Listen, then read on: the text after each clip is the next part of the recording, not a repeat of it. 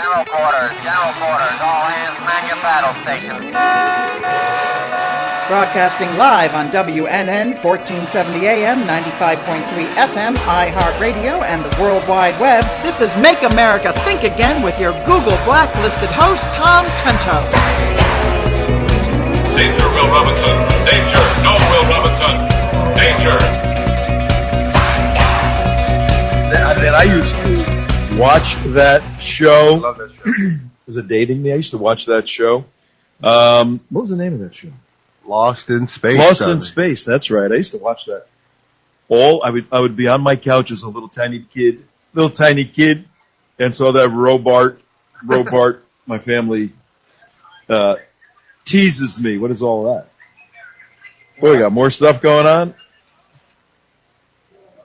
Oh, that was you over there. Okay. Tom Trento here on a fabulous, absolutely fabulous Wednesday morning before Thanksgiving. Remember, from the ivory tower of our studio, we're asking everyone to be more thankful this week, especially tomorrow. And tomorrow we have a special show for you. Look, have a wonderful day with your families and your friends on Thanksgiving, Thursday the 28th. But at 11 o'clock, you better be. My mother would do that to me. And she got me, you better not do that. You know, she'd grit her teeth and she'd bite her hand. I'll get the shoe on you. Oh, my word. She scared me. I'm telling the listening audience, our friends out there, you better be listening to our show 11 o'clock tomorrow. I don't care what you're doing. Stick in an earplug, whatever. We're going to give you tomorrow the history of Thanksgiving. Part of the problem we have in this next election cycle is that a whole flock of kids are going to be voting that have no concept of history. So we here at the Trento Show, we like to make America think again. Tomorrow's going to be a thoughtful show where I walk through the chronology of the Pilgrims. Were they Puritans or were they separatists? Tune in tomorrow and you'll find out. How many people were here at Plymouth Rock when they came over in the June flower? June flower. The June flower. Or was it the April flower? April flower. It was April flower. It was the April flower. For the right answer, tune in tomorrow. The ship came over. Whatever happened to the April flower? I know, and we'll tell you tomorrow. And guess how many people were here in 1621 celebrating with the Indians? Yes? Not that many. That's an interesting answer, but,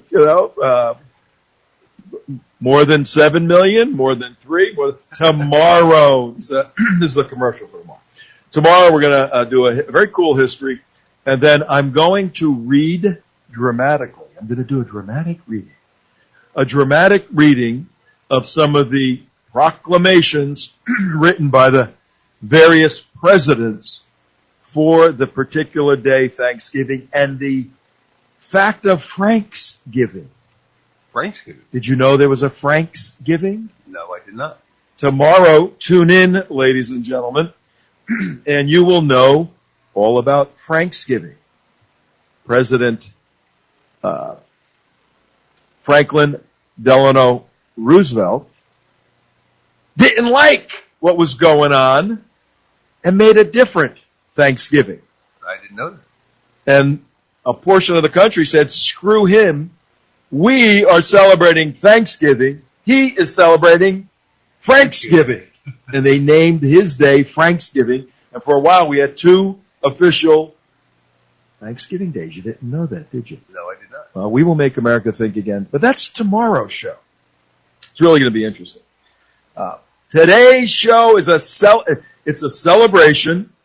It's a observation. It's an impression. We're going to open up the phones, let people call in.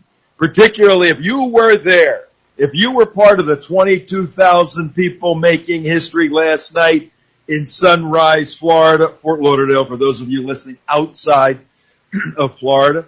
If you were at the BB&T Center, that's the name of the bank, BB&T Center, at 7 o'clock last night, you were part of history. It was simply amazing. And beyond amazing, there is a movement in blue, Broward County, Florida, where the BB&T Center is, where the President of the United States, the new citizen of the state of Florida, where he was last night, dark blue, not light blue, not purple, not red, dark blue, Debbie Wasserman, crazy Schultz country. Yeah. Yep. It was red last night, ladies and gentlemen, bright, waving, patriotic red. Right in their face. Too. Wasn't that amazing? And the password to get on was quite funny. We here at the United West, the Trento show, we, because we have a show, because we have done a lot of media, we are now part of the Whitehouse press pool. Our press credentials show us as an official part of the Whitehouse press pool, so we can go to the White House, we can do everything, anything we want, because as it relates to press following the president, I wonder if we can go to his Thanksgiving Day dinner tomorrow. We'll hang out, maybe, but, I think it's a pumpkin pie from Melania. But when we went in with a team of 5 of us, Mark, myself, Steve, that's 1, 2, 3, 5, 4. Oh, Barry, of course, and then Susie Gold, our director of technological. Outstanding job. Yeah, she did an amazing job. But we went to the event, and when you go there to the BB&T Center, it's a big place, long lines, all of that. They expedite the press on a certain press avenue to get in. But then Mark expedited it a bit more when he got out and started moving cones, and like the FBI and everybody was on him. And he goes, no, press. They go, okay, come this way. You're cool.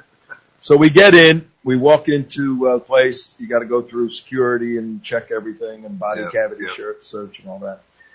When all of that is done, you go to the pit, the press area where the risers are, where the cameras are, where, we'll tell you a little later in the show, where I was standing and our team, we are Donald Trump supporters. I mean, this is not a news show. We bring you news, but we give you opinion. The news people are not supposed to give opinion. We are opinion makers. I have an opinion, if you haven't noticed. We give you our opinion in the context of the news, our opinion about the news. CNN and the fake news, they fake that they're news, but they really give the opinion. We're honest about it. Well, we're in the pit. I was standing right next to CNN where they're sitting down.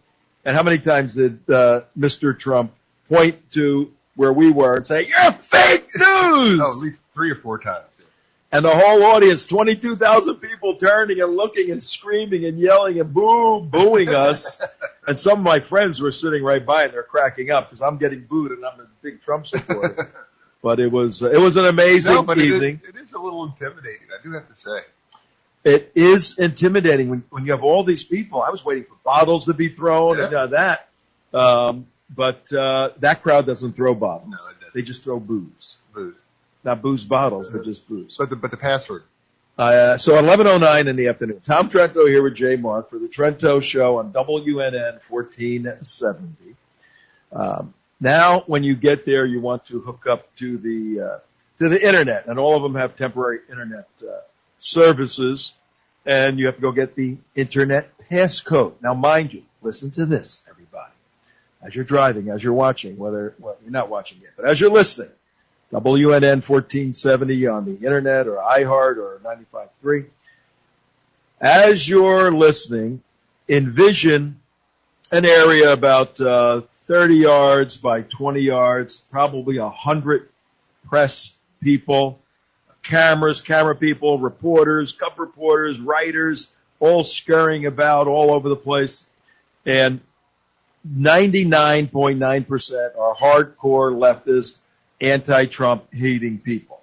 That simple, okay? Our crew and maybe one other crew were pro-Trump people. So now Mark goes, here, sign up for the internet. Here's the passcode. So the name was Keep America Great, and then you got to put the passcode in. So he hands me the passcode, and I start cracking up. This is a passcode that every leftist, Trump-hating, media-groveling individual has to type into their little computers and their iPhones if they want internet service. Mark, what was the password? It was a $. What was it? Exclamation point. Exclamation point. I forgot what it was, exactly what it was. What's the exact one? I texted it to you. It was exclamation point. Yeah. The first two characters. The last two characters were exclamation point. The middle characters were Trump 2020. That's right. CNN had to type in Trump 2020 in order to get internet. That's brilliant. The Donald Trump and his team are brilliant. So, we have a couple of cuts. We did some interviews last night. We're going to play those. Excuse me here. I'm opening it up for, I was yelling last night. I'm opening it up for calls today, particularly if you were there. I want to get your impressions, because I believe this was more than a rally. I've been to a lot of rallies and sports rallies and political rallies. Something is going on in this country with this guy. I want to get to the bottom of it. 888-565-1470. 888-565-1470. If you were there, I'd like to hear from you.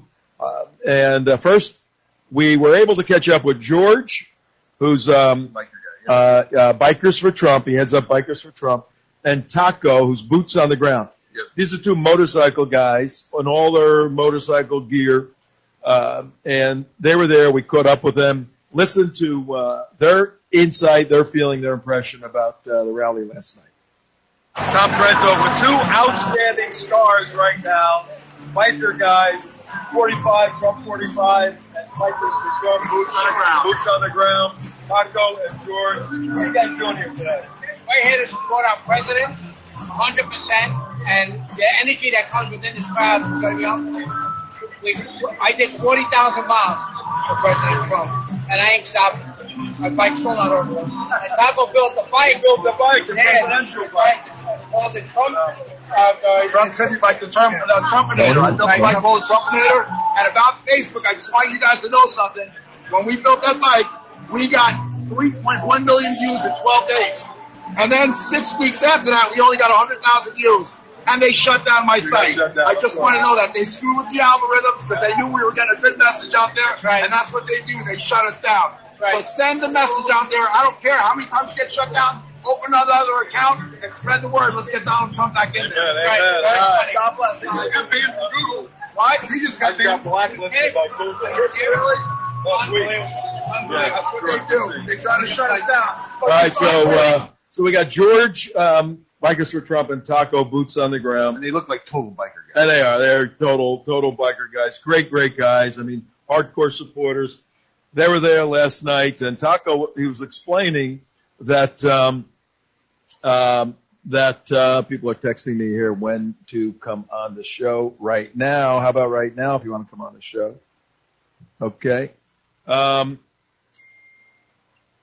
right, here we go. We got all kinds of things going on. We have Taco and George last night. And Taco starts telling us about, he built this bike, the presidential bike. It's a memory bike, a symbolic bike. There's a term for it. I forget the term for these kinds of bikes that are made, motorcycles, but presidential symbols, all of that. And when he first put it up on the internet, the guy is a master artist. I mean, his bikes belong in museums, and they often are put there. 2 or 3 million people looked at the video, and then all of a sudden it drops off.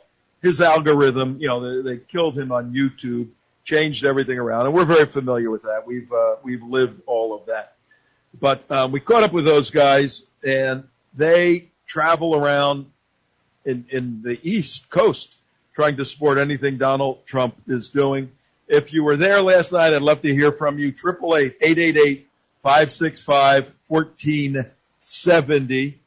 Somebody sent me a little meme that says, I guess this is from a lady, has to be from a lady. It says, I feel like I've been through a combination of Woodstock, Ultra Festival, and childbirth.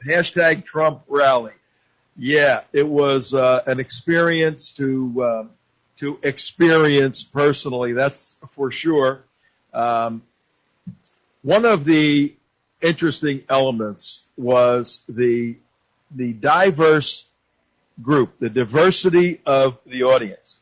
Now, we had an opportunity because when you're in the media pit, you're on the floor, so you can walk around only when the president lands in Marine One. That was pretty cool. Marine One coming in last night. Yeah, we got a picture with it. Good. Yeah, Marine One is the presidential helicopter. The 747 that the president flies in, presidential plane, isn't necessarily Air Force One. Air Force One is the name of the airplane that is carrying the President of the United States. So he rarely travels in any other airplane. But if he were to... He pops into a Cessna, sits in it, and takes off. It's Air Force It's One. Air Force One, exactly. And when he's in his helicopter, it's Marine One. Marine One. So Marine One was there last night. You hear the thing blah, blah, blah, blah, blah, blah, coming in. So we're walking around the amphitheater. And, Mark, I saw kids 15 and 18 years old. And I saw men and women in their late 80s. In fact, at one point, if you get there early enough, you can get right up to the podium, right up to it. Almost seems to be a security issue for me, but these people get examined very carefully. And unbeknownst to people, though, it's not that outrageous to understand. There are Secret Service agents undercover, dressed as Trump supporters, jumping around, but they're there watching everybody. But they blend in. They're one of the people. So the security issues aren't that great. But if you want to be there when the president comes, you're literally standing for 3 or 4 hours. And at one point, it's very, very interesting. The president is on going, and then we're going to do this, and then we're going to do that. And all of a sudden he goes, you okay? You okay?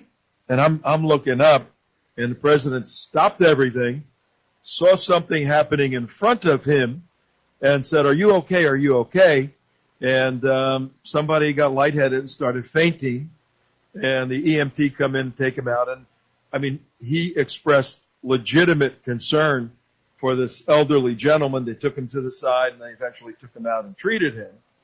And then about 20 minutes later, president's ranting and raving, and them socialist Democrats, they're idiots, the fake news, boo, all this stuff. And then the president just stops and goes, you okay? Hey, we need a doctor here. Doctor, is there a doctor here? We need a doctor. He saw a guy in front of him, older guy, start passing out again and collapsing. And not only, normally people stand aside and say, we got a problem.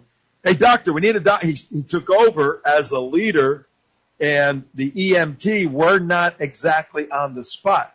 But ironically, there was a group of union firefighters for Trump.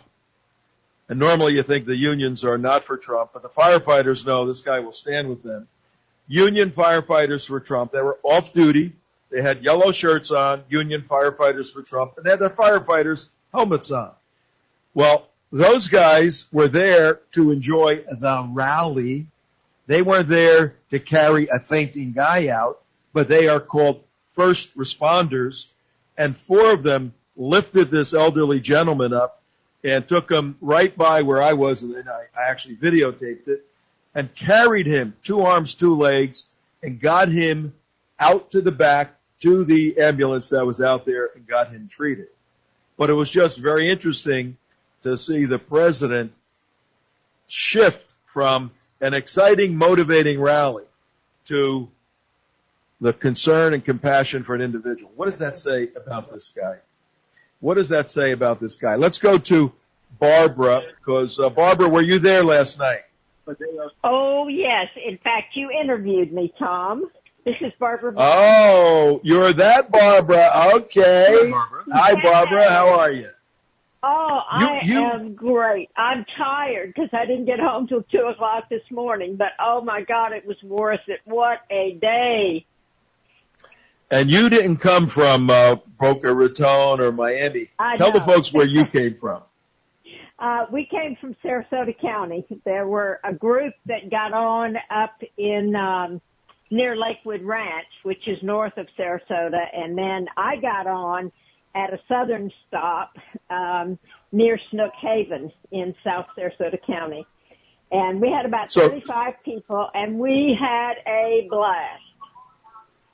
So you had about a 4-hour bus ride. You are a trooper, Barbara, let me tell you. Well, this is my third Trump rally, and one of them was in Orlando, and this one was a little bit easier to get to, actually, than the one in Orlando, and it was bigger. Yeah, it was amazing, wasn't it? Now, you came with some others, an organization, yes. Women for Trump. What is that all about? Women for Trump. Caroline Wetherington founded this organization, I guess just maybe a year ago. I'm really not sure. I've just become involved with them myself. But it's a Judo-Christian organization that the first thing we do is pray for President Trump and his family and all those who work for him and around him. And then we go to work campaigning for him. What did you think of just his, performance? I mean, whenever anyone is at a podium, it's a performance. But what did you think of his message and the way in which he delivered it last night? It was awesome.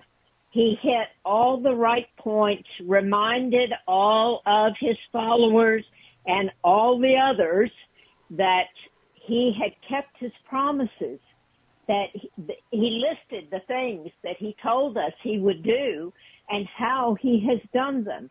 And in spite of the fact that day after day he has to fight this evil scum that keeps coming at him, and I don't know how he does it, frankly. Yeah, it is really, really amazing. We had conversations yesterday, our media team, about how because we hear Tom Trento and our team, United West, we come under attack. We were recently blacklisted by Google, which means that they put us on a blacklist. Points in your favor, Tom. Yeah. Well, on one level, it's like, okay, badge of honor. But on another level, access to our website is blocked because they don't want our information to get out. That hurts. That hurts our messaging.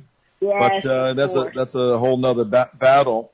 But in terms of the degree of attack we get, it's minor compared to the brutal beating this guy takes every day, and he gets right back up the next day, and he's right there in your face. But, Barbara, what do you say to people that say, well, he talks too fresh, and your friends and leftist friends? You got any leftist friends, Barbara? I have a few leftist acquaintances. Embarrassingly, they're people I met at church, people who should know better. But anyway, I tell them that none of us like everything he says or the way he says it. But all of us are enjoying the prosperity he's returned to this country and the pride, the vocal, outward pride that we can feel and express in our country again.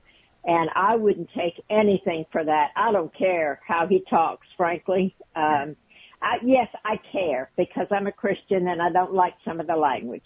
But I believe him to be a Christian, absolutely. And I think he's a godsend. I think God sent him to save our constitutional republic.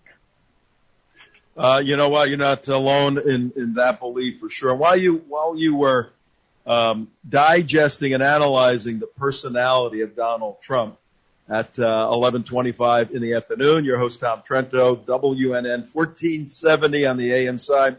We have Barbara on the line from Sarasota. As you were digesting and explaining the president's somewhat complex and difficult style and personality and roughness and exterior, I was thinking, I know somebody who had a very serious cervical injury, neck injury, extremely serious. Wow. And they wound up with they were told there's only 2 neurosurgeons in the state of Florida that could fix that particular problem. And they went to one of them that was the more recommended one. And the person who had the injury, the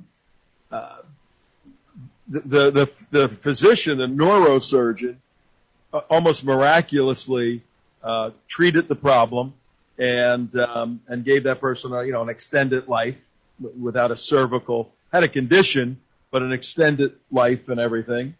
But this neurosurgeon, this guy told me, the worst bedside manners of anybody's ever seen.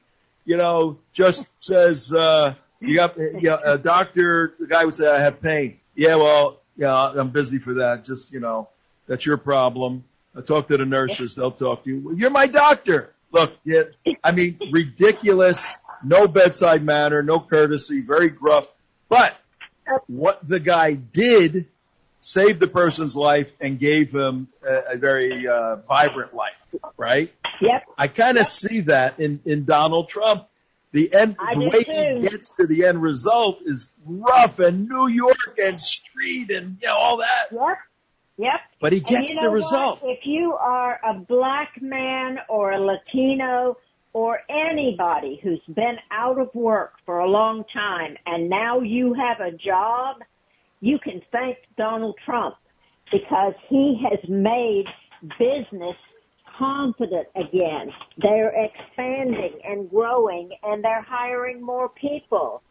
And, that's not something I care about, his bedside manner. I care about him putting people to work, improving things in low income and socioeconomically challenged areas. That's what I care about. And the Democrats have had 50 years in a lot of the cities that are doing the worst right now. And Donald Trump is going to bring them back. And Barbara, I got a question for you. You've been to 3 of these Trump rallies. That's Mark, Barbara. Yeah. And we were in the media pit down there. Yes. And one of the people who was with us, his first time to any of these type of media events, goes, man, these people are only like 22, 23, 24. There's not one of them under 30 here. Yeah, I mean, over 30 here. The press people. The press people. And, we're tired of, are you sick? She turns, these are the people who are leaving our opinion on Trump? Are you kidding me? And she had a great point. Is that what you experienced too? Have you experienced that too? I was impressed by the diversity of the crowd last night. I was talking about the press in particular. In the press. Yeah, no, she wouldn't have any. She's talking about the crowd back there, though. Yeah, she's talking about the crowd. All right, Barb, I'm going to let you go because we have a bunch of stuff to do here, but it's a small world, ladies and gentlemen, because yes. Go ahead. It's a small world because we're out there. You're not the last person I thought we would see last night because you're a Trump supporter, but to come, 4 hours in a rickety old bus and come and have to go back and but you are a trooper. You've been to Israel with us, and we're going again next year, the 20th, 2020, May 18 through the 29th.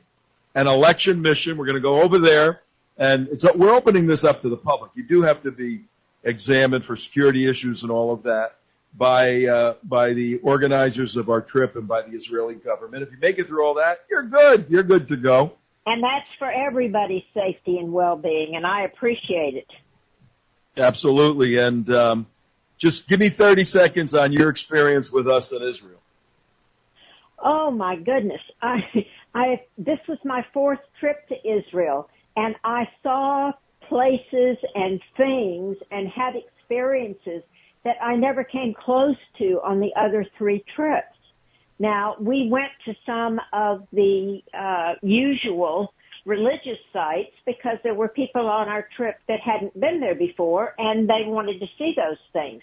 But we saw Israel's borders with all of its neighbors, and we saw where walls and fences and electronic, techno stuff was working, was keeping the terrorists out.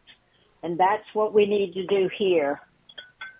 I think I need to do this, Barbara. The audience is listening to you. You have such a sweet voice, and you seem like a nice lady. Briefly, very briefly, because I don't have time to go through your military background, but give us a very brief overview of your military background. Well, I spent a total of 28 years in. I did about 3 to 4 of those years active duty, probably closer to 5.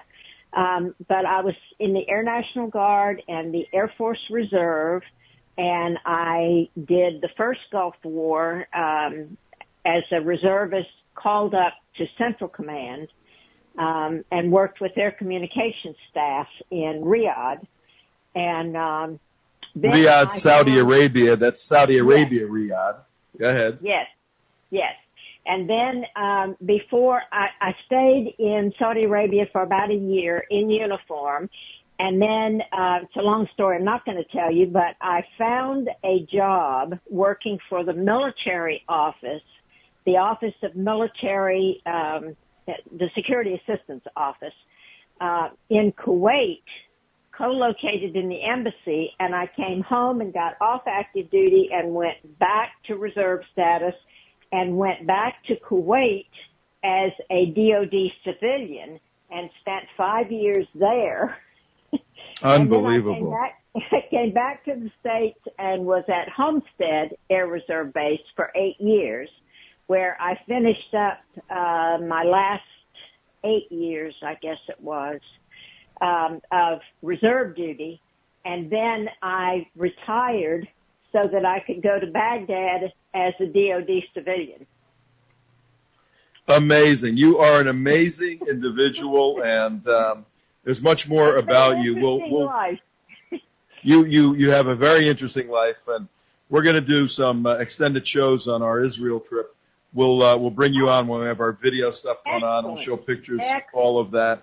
But obviously, thank you for your tremendous service, and we'll see you now. You take care. But Barbara is a phenomenal patriot who has served her country on the front lines in the military for 28 years, and her service is not over.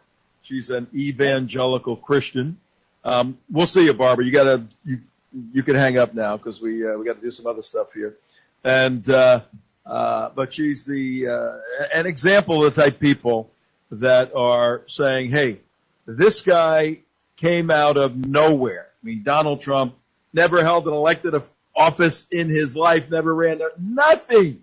I don't think in the history of any country anywhere, maybe except for the Ukraine, because the new president didn't have a political background, though he played a president on television. Trump comes out of nowhere, becomes the president, even surprised him. He told us that last night. Now, I want to go to Debbie Wasserman Schultz. We have her lined up here, 11:34 in the morning. Tom Trento, your host. J. Mark handling all the buttons and whistles and chains and everything else back there. WNN 1470. We're having a wonderful day. What an amazing day yesterday. I realize tell me when you got Debbie lined up. We're going to go to Debbie Wasserman Schultz. She was there. She was a guest of the president. President had his arm around. Oh no, wrong president. I'm sorry. That was a few years ago. Debbie Wasserman Schultz is not a guest of this president, but she was leading a protest outside the BB&T Center in Sunrise. With baby Trump balloons and everything. With baby Trump balloons, the whole deal. Debbie is your prototypical star. She became a star in the Democrat Party in the Clinton administration, elevating herself to the top of the Democrat National Committee. She was the boss. And her tumble, her avalanche fall to the bottom has been just wonderful to watch. It's just so enjoying. It's wonderful. Ready? Now she's trying to have some semblance of importance somewhere. So if you want to do that in the age of Donald Trump, you got to hook up to the Trump balloon because that's the only thing getting any comical exposure. Here she is. Let's listen to Debbie. Oh, the important message here is that when it comes to the impeachment inquiry, we need to make sure that we are holding Donald Trump and the executive branch accountable. He has abused his power. He withheld hundreds of millions of dollars from a foreign country against federal law to try to benefit himself politically and get the president of a foreign country to investigate his political opponents. That's enough of that. That's too much of that. You listen to it's a nauseating voice. God. Everything about her. It's like feeling my skin crawl when I know. For our dear listeners who do not know Debbie Wasserman Schultz, she's got 3 names. Debbie Wasserman Schultz. She is a congresswoman from the area right where this event was, Broward County, and she's a hardcore lefty. She has been involved in a lot of the underhanded activities of the Clintons. She was a Clinton star, and now she's irrelevant, except she's in a district that is like 90% Democrat. So she has a very, very safe seat, so she doesn't have to do anything, and she can say anything. And she's now trying to jump back in. And we have on the line Michelle. I think Michelle is a strong supporter of Debbie Wasserman Schultz. Is that true, Michelle? Is that what I hear? Is that true? No. Wrong, Michelle. You're not a supporter of Debbie? No. Proudly so. Now, let's pursue this for a minute, Michelle. Were you at the rally last night? I was front and center, first person between the railing and President Trump. It was me. Oh, okay. Well, I want to take a look at that in a minute. But here on the Trento show, here on this show, we like to make America think again, and I'm going to use you as a crash test person. Okay, a crash test person.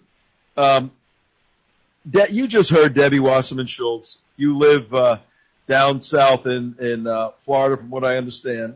Are you in Broward County? I live in her neighborhood. Oh, my word, you're kidding me. Yeah. I asked you somewhat facetiously, somewhat jokingly, somewhat sarcastically, are you a supporter of Debbie? And you laughed and you said no. But in all seriousness now, this is our thinking part of our show. In all seriousness, give me 1 or 2 reasons why you could not support Debbie Wasserman Schultz. Because she's not supportive of Israel and the Jewish people, flat out. But she's a Jew. She's a prominent Jew in the United States of America. And whenever you ask her, she says, I support Israel. I support Israel. Well, not according to her record. Oh, that record thing again. Oh, you mean to tell me a politician will say one thing and then do something completely opposite? Pretty much.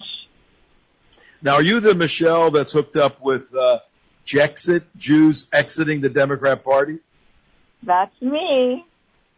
Last night when we had our roving camera and we were interviewing people on the floor, I don't know, probably 1 out of 4 of the people we interviewed said, I'm a former Democrat. This one woman, she was all tattooed, all pierced, and I'm going, okay, she snuck in here. You know, you profile them, and profiling is good if you're in the security business. You look at this person, you go, this is a lefty, and how'd she get here and why is she here? So I went up to her to interview her, and she's a tremendous supporter of Trump. She said, at one time I was a Democrat, but I had to leave the party. I said, what are you talking about? And she said, I couldn't follow, and she had a very moral base to her. It was very interesting. She just liked to put a lot of ink on her body and a lot of piercings. And she was there specifically supporting vaping. She does not want regulation against vaping. And our argument is logical. If you're not going to prohibit smoking, for adults, you shouldn't prohibit vaping because the the medical science doesn't support, whatever her argument is, but she goes, I'm primarily here to support this president. I kept finding a significant number of people who are former Democrats. Are you finding that as the leader objects? Absolutely. Absolutely. We just, the general public's not getting the truth. As you saw last night when you mentioned sitting with the press, you could see exactly what was going on. He would mention something and he'd say, oh, their lights went off on their cameras, folks, and then the chant started. CNN sucks. And people are realizing they're waking up. They want the truth, and they're doing more research, and they're not just taking it face value. They're not just being, led by the media. They're researching. People are waking up, and they're not giving Americans enough credit. Now, what happened with you? You were, let me sketch out the auditorium for our listeners. You're driving in your automobile, you're listening at home, whatever. Everyone has either been inside a large indoor arena where the seats are amphitheater seats. They go from the ground like a basketball court. This particular arena is used for hockey. The Florida Panthers play there. So you can sit ground level, and then the seats go up to the top, and the box seats are up to the top. And it's pretty big. It holds 22,000 people. It was maxed out. I think there were 3,000 people outside watching everything on the big screens out there. But it's loud. They play rock and roll music, and the place is shaking, and the president comes on and it screams, and it's an exciting. And you wait about 2 or 3 hours before the president comes. They have various speakers, and they're playing music. And it's a big party. What time did you start? When did you line up to go there yesterday? Well, there's a group called the Front Row Joes, and we picked up one of them and, got him situated. So the Front Row Joes have gone to every rally. There's sometimes 50 of them. So they were kind enough to hold our spots. And I was a VIP, but I didn't use the VIP pass because there's nothing like being in the front row with the crowd of people. Like behind it's not the same. So we went the night before because Channel 6 did a little interview.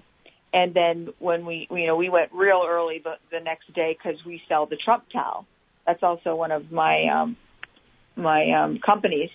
So we were there. People wanted to get their rally towels. So we were there all day, and it was a party outside. There was food. There was just patriots everywhere, flags everywhere. It was just incredible, meeting people. There's nothing like Trump patriots, but aside from that, the venue itself, it's indescribable because you could see, too, when President Trump comes through those curtains, he has an aura and a presence that is, it's indescribable. You can feel it. Do you agree with me? When he comes through, he's big. Look, I've spent my life communicating in the communication world, in the influence of ideas world, and there is something going on that I have never seen before, and a book was just written. In fact, I happen to know the author and have dealt with him in the past. I just ordered the book. It's called The Cult of Trump. And he's an expert on cults. He was a former Moonie with Reverend Sun Myung Moon, all of this.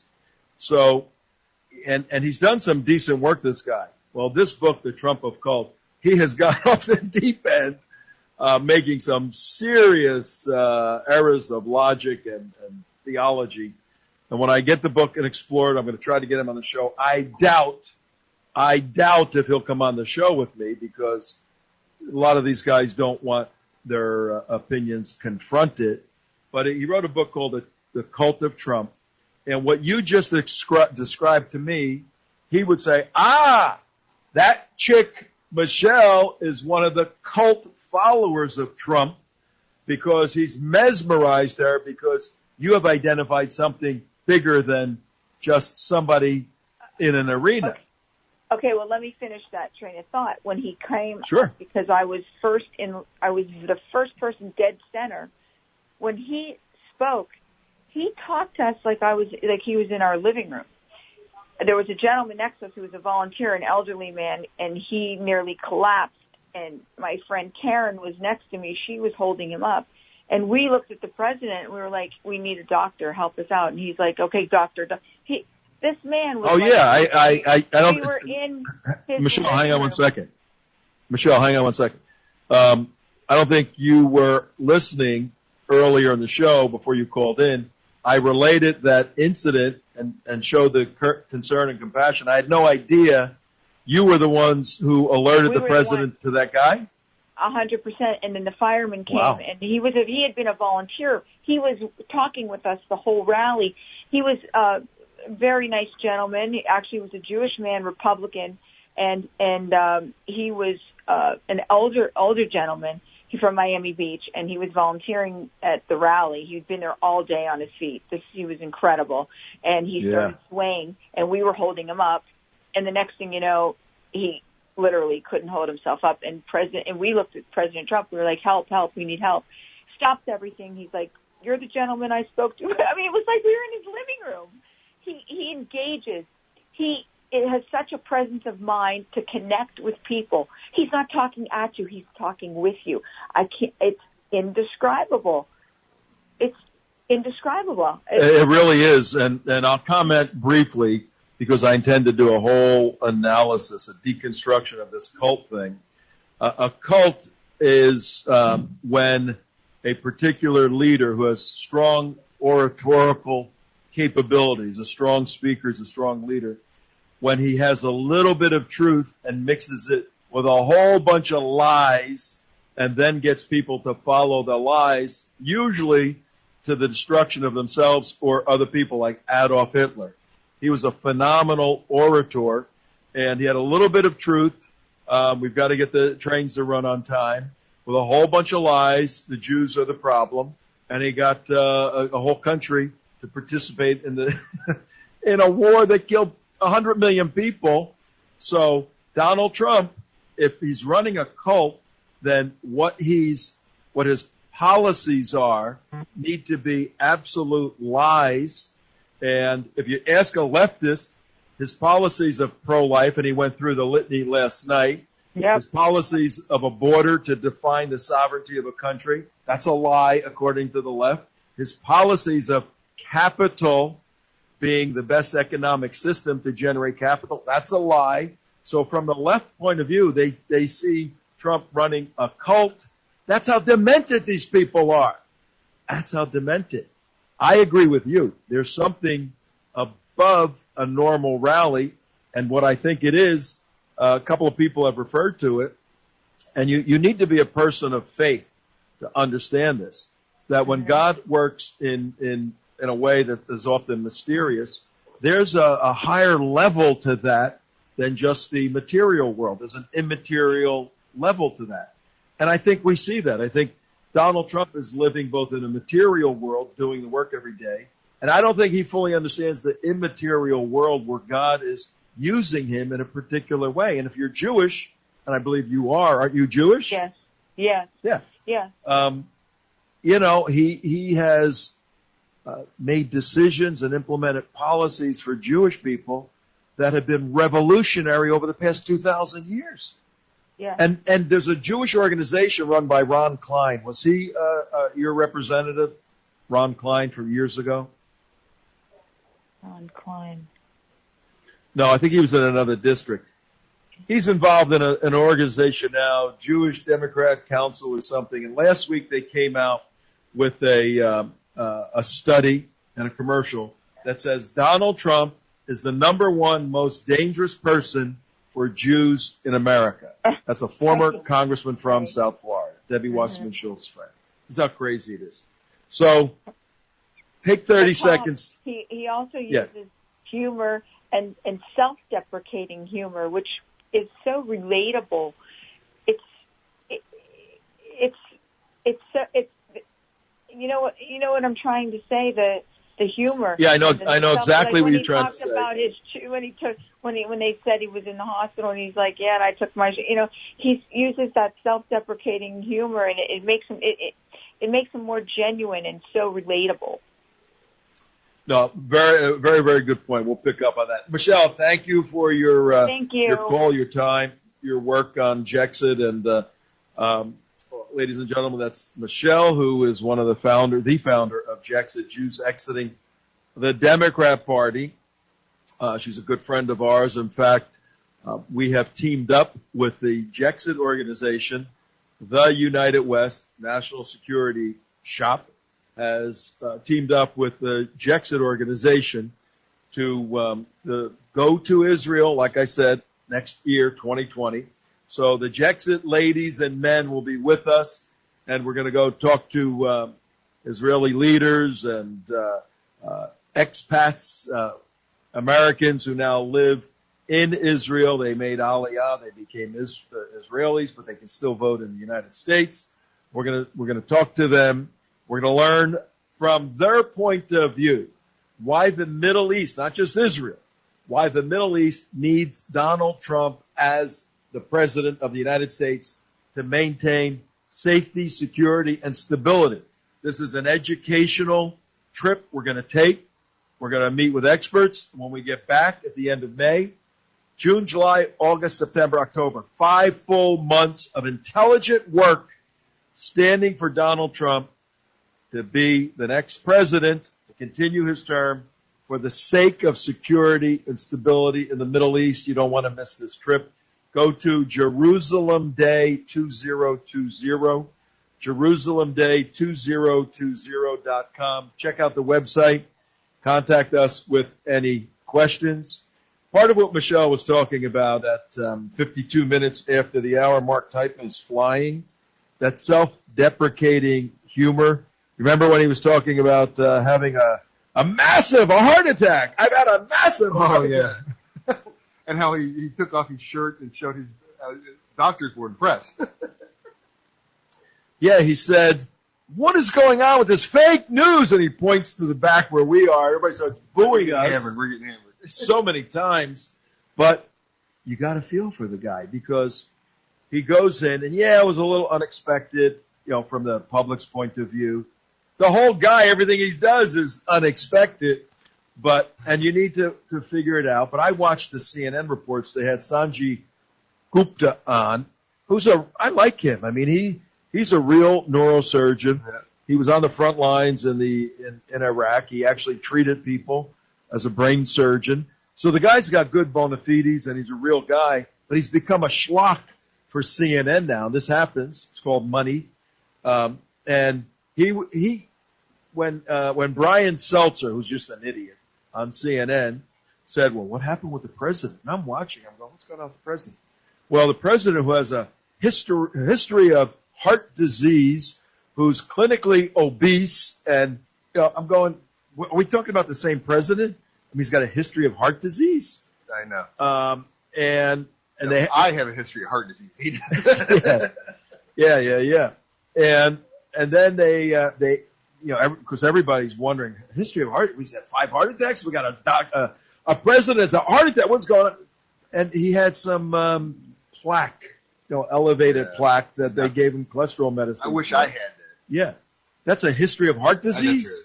Unbelievable. But I do have to bring up the most popular thing of the night with the biggest crowd cheer was when he talked about all the countries and everything, all the other countries in the world, and he says we will never be. Oh, the socialist thing. Yeah. What he did? Do we have we have that? Yeah. Well, let me set it up. It's 54 after on a beautiful Wednesday, the 27th, about 75 degrees in South Florida. Be careful, ladies and gentlemen. Please, please, please. Terrible drivers on the road. They're from foreign countries like New York and New Jersey, and they don't know how to drive, and they're down here, and they get excited, and they put their left blinker on, and they turn right. Stay off the roads today if you can, please. And that's coming from somebody that has a lot of experience driving. Donald Trump is a excellent orator. 90 minutes? That's a lot of speaking. The audience. I think one day we're going to compare these. Well, it's not a Trump rally, In the future, we'll say, well, it's not a Trump rally. Yeah, right, exactly. Whoever the next president is. Well, it wasn't a Trump rally, that's for sure. But he builds to a crescendo, and his crescendo is usually like 15 minutes, and it increases and more dramatic, and the crowd's getting louder and louder and louder, and he punches it with, and we will build that wall, and we will destroy ISIS if they come back. We support Israel. Yeah, we will support Israel. You know, all of this, and then the last one he did. And I took note of it. I said, oh my God, this is amazing. He's nailing it. He said, I will never let the United States of America become a socialist country. Let's hear it. And to those who would try to impose the horrors of socialism on our country, I say again tonight, America will never be a socialist country, ever. And that's the biggest crowd roar of the night. It was deafening. And it went on, and it's tough to hear over the radio, airwaves. But when you're there, listen, they're still going on. That was on socialism. What does that say? What does that say to every socialist out there? You guys are in trouble. You're really, really, really in trouble. And and you're really in trouble. And Andrew Gillum, socialist, former Democrat nominee who ran against Ron DeSantis in 2018. Out of 8.5 million votes, Andrew Gillum only lost by 30,000.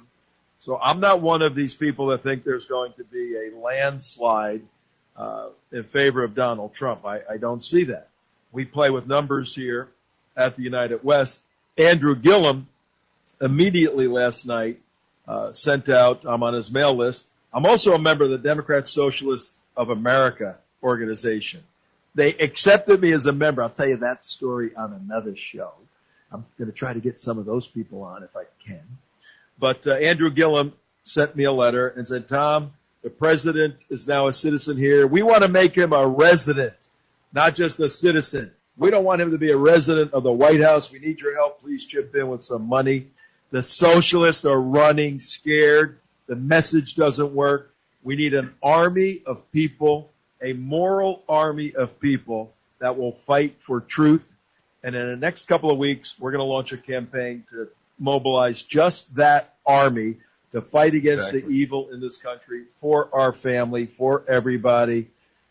Mark, it's a wonderful day. We got a great show tomorrow. Got any closing thoughts in the next couple of seconds here? Just what I said a minute ago. In the future, we're all going to be saying, well, it's not a Trump rally. So glad we went, and we'll bring you all of this great information every day, 11 o'clock to 12. Tom Trento signing off. We'll see you tomorrow, Thanksgiving.